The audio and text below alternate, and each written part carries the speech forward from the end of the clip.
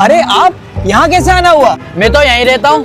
आपने मुझे नहीं पहचाना? नहीं। अरे हम दोनों रिश्तेदार हैं। अच्छा, वो कैसे? अरे वो कैसे, छोड़ो, आओ समोसे खाते हैं। हाँ भैया, क्या खाओगे?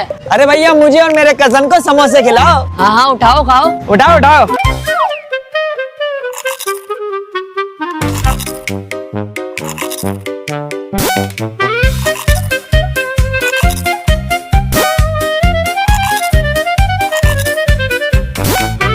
भैया 6 समोसे हो गए आप दोनों के।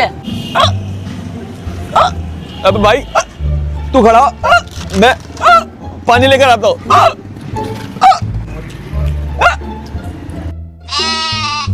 A few moments later. भाई 12 समोसों के पैसे दे दो। भाई मेरा कजन पानी लेके आ रहा है, वो आके देता है। अबे कौन सा कजन, वो तो रोजाना एक नया बकरा लेके आते हैं, समोसे खा के और भाग जाता है।